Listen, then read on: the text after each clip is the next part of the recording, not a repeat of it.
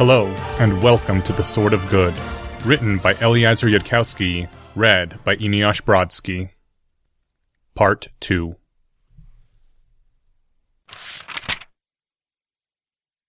The palace of the Lord of Dark seemed as deserted as the open desert beneath the moon, or some far below cave in the bowels of the earth.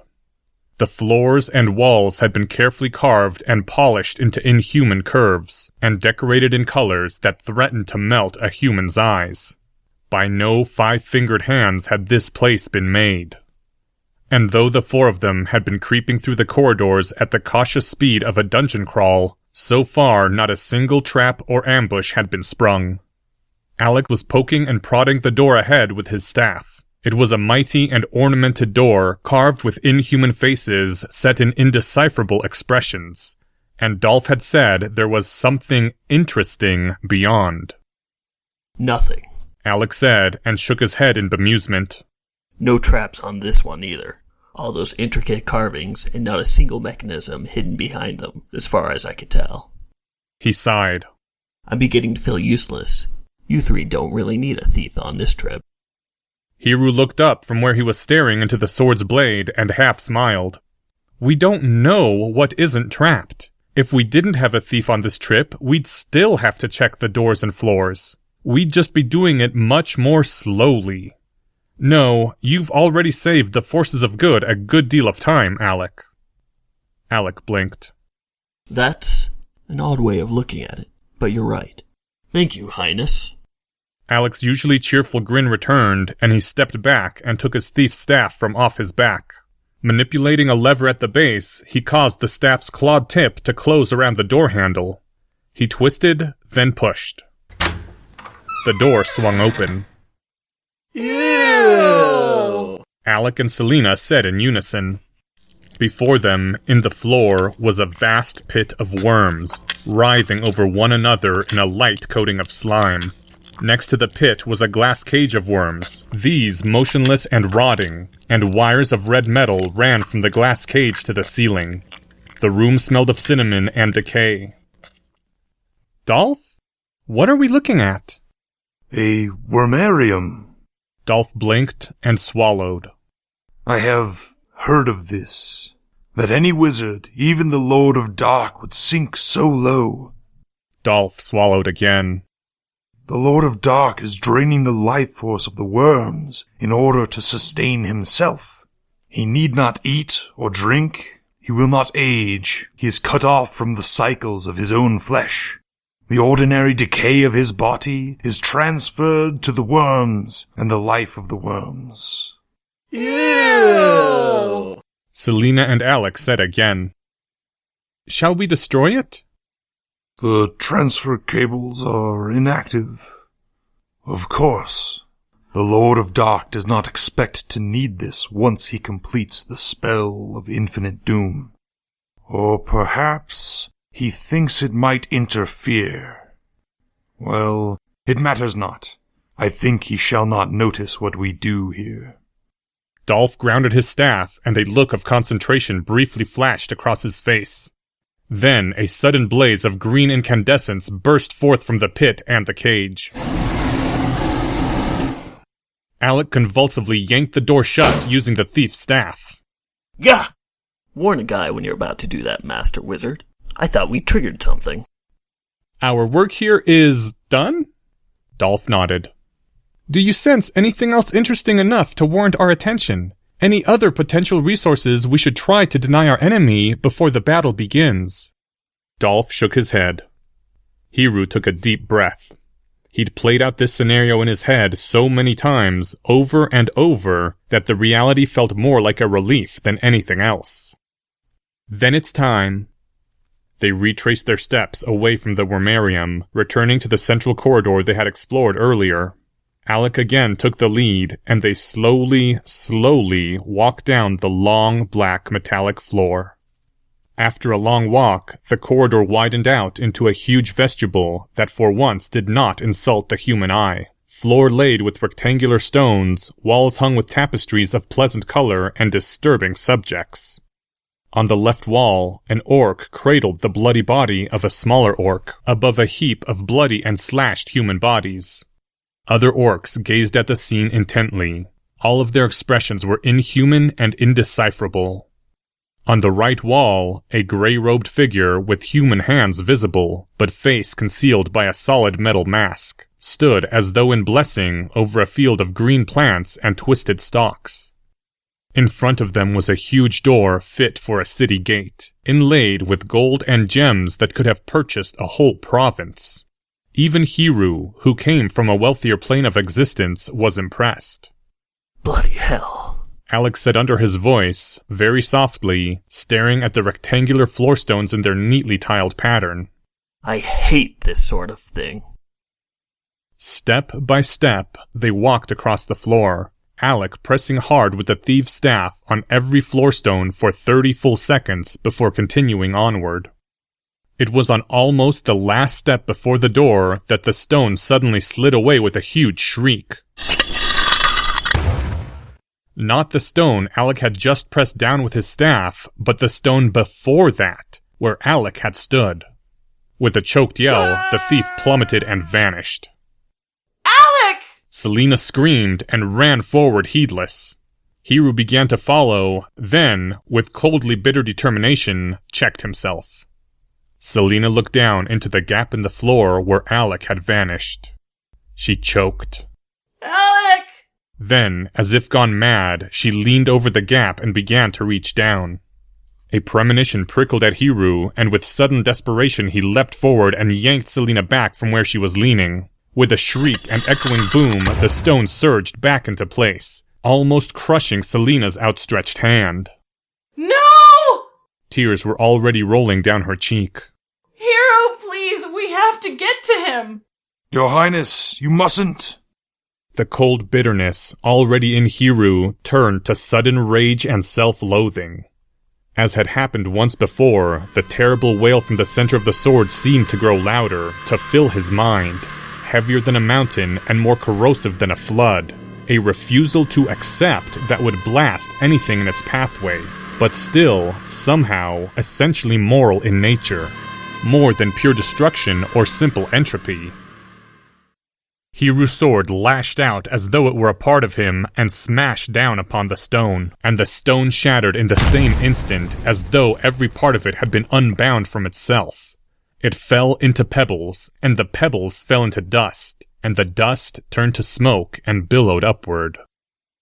And the smoke cleared and showed Alec above a bed of worms, some crushed by Alec's fall, some already beginning to writhe over his form. Alec wasn't moving. He wasn't breathing. The worm slime glistened on his skin. And then there was another groan of machinery, and Alec's body and the worms began to move out of their sight, as a new pit of worms moved into place below the floor. No! Selena screamed, an awful heart-wrenching plea that broke and shattered in her lips. Alec! No! Hiru laid his left hand on Selena's shoulder. "We must go." His voice sounded empty and emotionless, even to his own ears. "The Lord of Dark knows we're here now." Selena rose from the open pit, hands clenched as if to strike. You don't respect anything, do you? She said in a voice colder than the night between worlds. "I'm sorry. I know how much Alec meant to you. You can hit me later, if you like." "We have to go. We have to hurry." Selena turned away from him and drew her swords. Yes, Your Imperial Highness. He couldn't see her face. Hiru leapt across the gap in the floor to the final stone before the door. The wail had not diminished this time. It was still in his mind. With a terrible black fury and a convulsion like throwing a mountain, Hiru struck and turned the bright gold door to smoke. So much for traps. And the smoke cleared, and they saw the huge throne room, and the throne, and the Lord of Dark. A jolt of surprise rippled through Hiru's mind. The throne room was not small, but neither was it the hugeness that Hiru had expected. The size of a small house, perhaps. Scenes of sun and clouds, grass and hills dotted the walls, and a vast skylight above let in a pleasant golden glow. The Lord of Dark's throne was laid on a golden platform, and the throne itself was comfortably cushioned and well designed for the human form, more like an office chair of Hiru's own world than a formal seat. Behind the throne lay a shimmering screen of force, and behind the screen of force an altar, and on the altar an intricate array of gears turning without axles or wires, and above the gears a throbbing blaze of light. And the Lord of Dark sat on the ergonomic throne, garbed in a comfortable cassock of gray silk. "Oh, finally," said the Lord of Dark. His fingers tapped on the arm of his throne.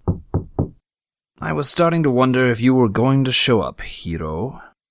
Hiru's mind was scrambled for a moment. He couldn't remember his own planned opening line. "Were you now?" his mouth said. "Come now, don't tell me you were trying to sneak up on me. The entire world knows the prophecy about our meeting. The wielder of the Sword of Good is supposed to arrive before I complete the spell of ultimate power." The Lord of Dark waved at the glow above the machinery on the altar behind the throne. "And that's just about done." Dolph smiled grimly from where he leaned upon his staff. You're frightened. "Of course I'm nervous. Gah!" The Lord of Dark made a convulsive gesture as though to claw at the empty air, radiating frustration. "Are you quite done stating the obvious?" Selena raised a sword and pointed at the Lord of Dark. Around her neck, the glowy stone flamed brightly where it had been set in the empty necklace. No sorcery of mind would touch her with that armor, still less while Dolph stood guard. You killed my only love, She said in a simple voice, a quiet voice, a voice like death. and I am going to kill you. The Lord of Dark looked at her. A complex expression flashed across his face. Condemnation was in it, and pity. Then, without a word or a gesture, Alex's body floated out and came to rest near the altar, behind the screen of force. Alex's head is still intact. You may or may not know, Selena, that everything that a human is resides in a human's brain. Your lover still exists, Selena. All that is him still is there. He is simply not breathing at the moment. After I complete the spell of ultimate power, I'll have the ability to bring Alec back. And I will. Does that work for you? Selena swayed where she stood. She choked, a single sob escaping her lips. Hiru felt a sudden chill, remembering a conversation from what seemed like ages ago. What if the Lord of Dark had me prisoner and threatened to kill me unless you... Selena looked like a woman in the midst of tearing out her own heart and crushing it with her own hands. Hiru dropped his eyes. He couldn't look at it. He only watched Selena's hands on the swords, waiting for her decision. And then Selena straightened, and her swords came level in her hands, pointing at the Lord of Dark. And she said, in a small voice like she was dying, Good. Sudden tears came into Hiru's eyes. Slight puzzlement flickered on the Lord of Dark's face. I mean it. I'm not asking anything from you. I am just telling you that if I win, I'll bring Alec back. That's a promise. You son of a bitch. Hiru saw it then, the cruel subtlety of the Lord of Dark. Not the obvious threat, demanding Selena to betray her friends in exchange for her lover's life. No crude offer that could be refused once and for all. Just the simple and unconditional promise. And then Selena would have to fight on, knowing with every breath and every blow that if she won, she lost her only love forever. Bastard! She tilted the sword further to point at the Lord of Dark's head. The Lord of Dark shook his head in annoyance and then focused his gaze fully upon Hiru. Hiru tensed. He'd been wondering, for a long time now, what the Lord of Dark could possibly offer him. What threat he could possibly make to give Hiru a choice worth the name. Hiru had thought about that, trying to put himself in the Lord of Dark's place, and he thought that the Lord of Dark might indeed offer to make Hiru his number 2. Or alternatively, if Hiru refused and then lost, keep him alive and torture him for thousands of years. That was about as forceful as Hiru could imagine making it. But the Lord of Dark had already demonstrated himself more subtle than Hiru's imagination. The Lord of Dark spoke. His voice was more formal now, not calm, but steady. All the preliminaries are in place, wielder of the Sword of Good. There remains only your choice between good and bad. The Lord of Dark's eyes grew intent. Hero, completing the spell of ultimate power requires the sacrifice of a wizard of the highest degree, and also I have a use for that Sword of Good. In the name of all the darkness that exists in the world, I request that you kill Dolph with the Sword of Good and then give it to me. There was a long pause. That's it? The whole thing was so insane, after so much waiting and wondering, that he felt a crazy laughter rising up in his own throat. He swallowed it. That's the awful temptation? That's the choice? You think I'm going to choose bad over good because you asked politely? The Lord of Dark stared at Hiru as though he were the crazy one. The choice between good and bad, said the Lord of Dark in a slow, careful voice, as though explaining something to a child. Is not a matter of saying good. It is about deciding which is which. Dolph uttered a single bark of laughter. You're mad! Can you truly not know that you are evil? You, the Lord of Dark! Names, said the Lord of Dark quietly. Hiru was so angry he could hardly speak. With an icy effort of control, he forced himself back to calm, forced his eyes to keep moving. This could all be a distraction. If you're going to give me some pathetic speech about how good and evil are just different sides of the same coin... Absolutely not, said the Lord of Dark at once. His gaze flicked to Dolph. It is the wizards who go about talking of equilibrium and balance. I am pleased to see, Hero, that you do not agree with them. No, Hero, I am asking you something much simpler. His eyes bored into Hiru's face. What wrong have I done? A small note of disorientation rose up in Hiru, like climbing stairs and stepping on what you thought was the last stair, but beneath your foot there was no stair, no floor, nothing. You suck the life from worms. I know darkness when I see it. The Lord of Dark's gaze scarcely flickered in her direction.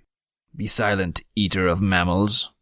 You command the bad races of Evil Land. You lent them your sorcery, aided them in slaughtering human beings.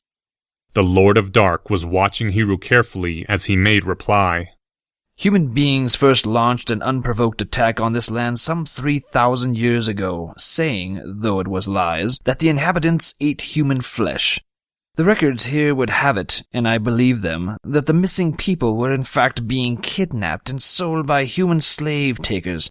Since then, those you call the bad races have been fighting off repeated attempts at extermination.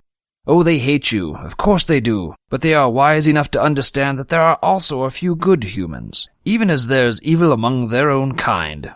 They are friendly enough to me. An awful fear was beginning to rise up in Hiru. Now it is my turn to make accusation. The Lord of Dark stood, anger gathered around him like a cloak, and his voice rang out through the throne room. You, Dolph, Archwizard of the Fell Empire, I do accuse of commanding and causing to be performed the murders of Elzur, Anzar, Stav, Valdil, Emhil, Tom, Karl, and the Magus Mikkel. On the 8th day of the 7th moon of this year you ordained their deaths. I do not call them innocents. They bore weapons. They went knowingly to the risk. But you, Dolph, you made necessary their sacrifice. You may not be forgiven for the lives that you have cut short, and the grief you have given to their families and survivors. Though this is only the beginning of your long litany of crimes, yet I remember the day that first message came to me. You are mad. You accuse us of murder for killing orcs? Hiru stood frozen. There was a hissing sound as the 7 creatures guarding the doorway caught sight of them, the intruders. Their glistening chests expanded, sucking air. Their faces contracted, eyes squinting in an expression that a human would interpret as hatred or surprise. And then their scaly, warted hands whipped over their heads and brought forth swords. Why did I? So what if their skin was moist and scaly and warted and unsightly to human eyes? So what if their blood smelled foul as Selena poured it forth in rivers? Why didn't I? Hiru's memory moved forward relentlessly, like waking up from and reviewing some mad dream. His arm lashed out with sudden force, and the sword sank through the robes near where a human would keep their heart. Here is your crime. You, a human, have betrayed the Empire. You, a true wizard by birth, have betrayed the ancient halls of wizardry. You spread sedition and treason, and opposed the authority of the rightful heir to the throne. Why did I think that I had the right to rule over millions of people without votes or parliaments because of who my parents were? Dolph slammed his staff on the ground. And above all, that you seek to cast the spell of infinite doom, that you, in your lust for power, would destroy the very equilibrium that holds the world in balance. Because Dolph seemed to expect it of me, because no one around me seemed to question that it was a good idea, or even point it out as something to think about. Equilibrium. His face twisted. Balance. Is that what the wizards call it when some live in fine castles and dress in the noblest raiment, while others starve in rags in their huts? Is that what you call it when some years are of health and other years plague sweeps the land? Is that how you wizards in your lofty towers justify your refusal to help those in need? Fool! There is no equilibrium. It is a word that you wizards say at only and exactly those times that you don't want to bother. It prevents you from giving food to the hungry but not from filling your own bellies. Your friends are good enough to be healed, no threat to the balance there, but the cripple in the streets must be left to suffer. Dolph stepped forward and brushed Selena's arm briefly with the staff. Was the legless beggar, watching them with incurious eyes, a spy? Why hadn't he thought to ask? Because you just don't care. And in the stillness of dawning disaster, in the first note of questioning, Hiru thought of something else he had never thought to ask. Dolph had his sorceress shields of protection. Why had Dolph let Alec walk in front?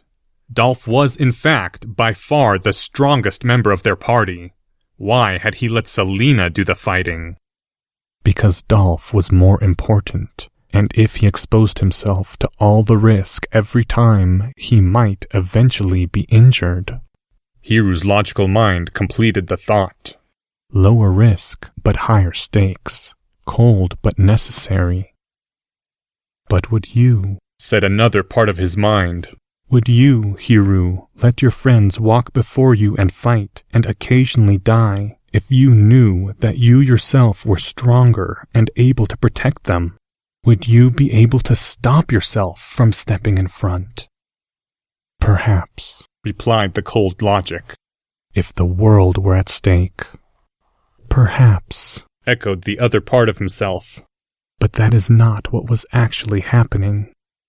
That part of him knew, as Selena had known before. It's just that, from the beginning, Dolph never cared in the slightest about Selena's life. Had cared nothing for a mere pirate captain. Pirate captain? Hiru's eyes flicked briefly to Selena. She has attacked ships and sunken ships. She has kidnapped and killed. All in the name of profit for herself, before she ever met me or tried to save the world. She killed dozens without a thought, until her own love was lost. And then a single death was suddenly an event of world-shaking significance.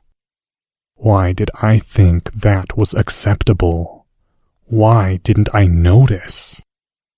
Another memory came to Hiru.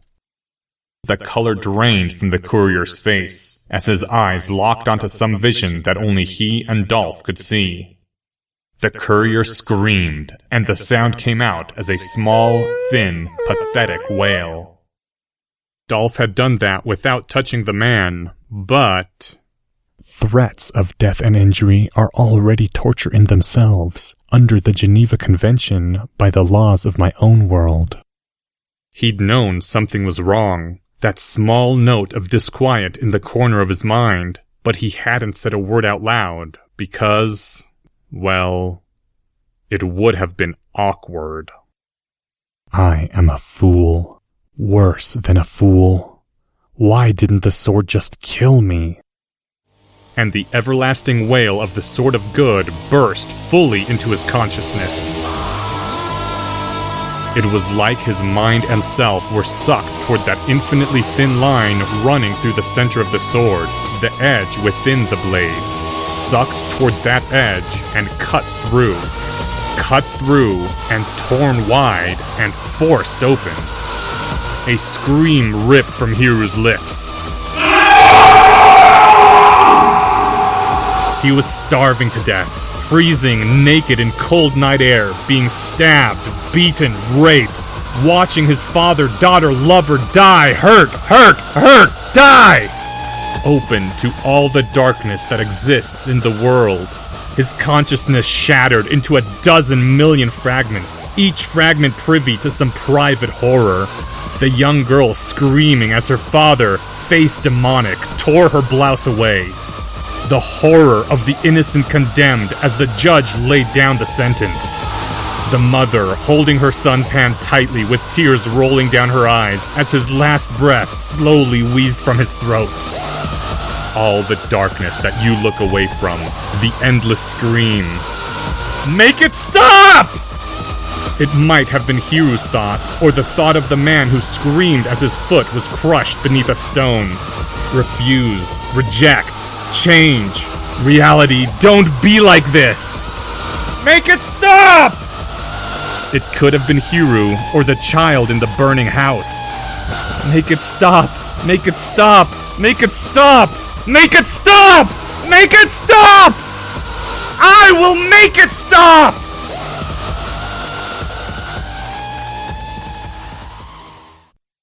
In the throne room of the Lord of Dark, the sword suddenly blazed up with a shock like a 1,000-mile dam breaking, a roaring tsunami of force. The eyes could not see that power, wavered between detecting it as light or darkness, so that Hiru, grasping the hilt, was the only dark thing left against the brilliance, or the only bright thing haloed against the shadow.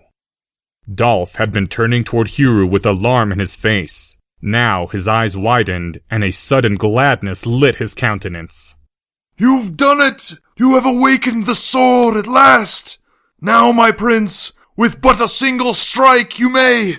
The sword, with one smooth sweep, cut through all Dolph's defenses like water and touched the wizard's throat. And in the moment of the sword touching Dolph's skin, the wizard stopped. The sword continued in its motion unabated, and Dolph's head separated from his body and went rolling across the floor, as something seemed to flow away from the corpse toward the gears above the altar. Selena's cry of horror mingled with the sudden hum of the brightened glow above the gears. Hiru! Hiru, why? You said you would be good! Then she turned toward him and pointed her swords. Selena froze in place like a statue, one of her feet suspended in mid-air and mid-run. In the same instant, the glowing stone on her necklace shattered. Hiru's eyes drifted, ever so slowly it seemed, to the disbelief on Selena's face. A part of him was horrified and saddened to see her looking at him like that. And at the same time, it seemed like such a small thing. Her horror, his own sadness, compared to even a single parent watching their child die. Let alone the actual number doing so right at that moment, elsewhere in the world. Thank you, said the Lord of Dark softly. Make it stop, said Hiru's lips. There were other thoughts inside him, still being carried out by his brain, but they were dwarfed under that single, terrible weight.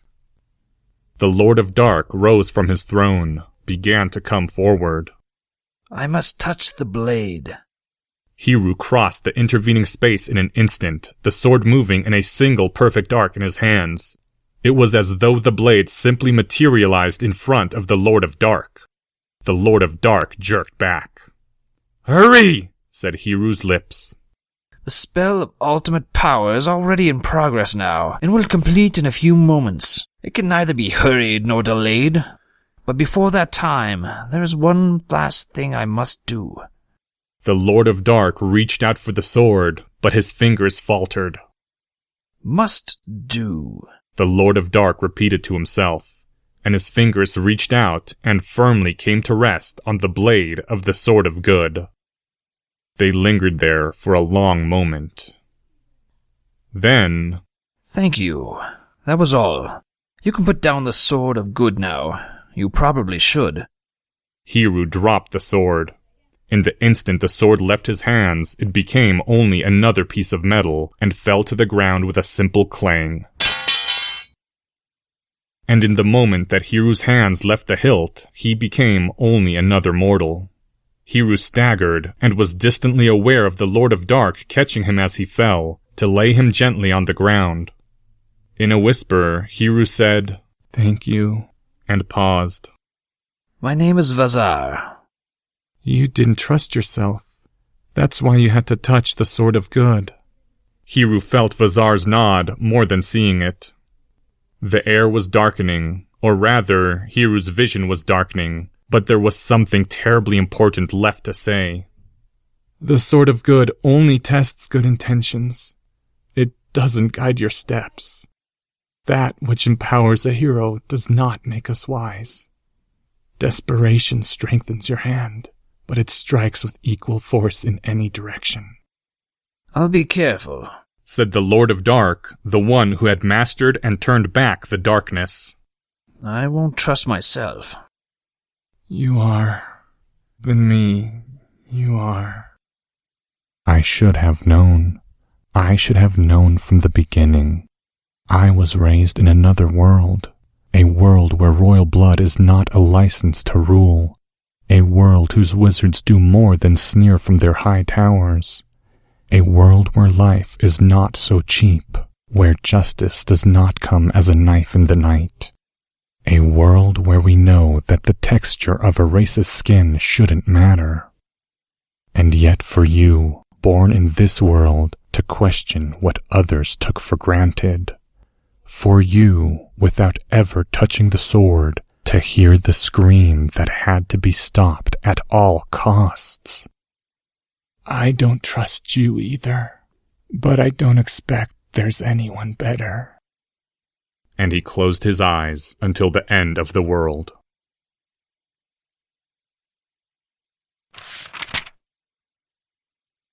End Sword of Good. Thank you to the following people. Dolph Drake Walker. Selena by Brooke Davis. Lord of Dark by Brian Jones. Alec by Greg Krause. This chapter's original text, production notes, and attribution links, along with archives and much more, can be found at hpmorpodcast.com. Some sound effects used are courtesy of the Free Sound Project. Thank you for listening, and come back in 2 weeks for the next chapter of Harry Potter and the Methods of Rationality.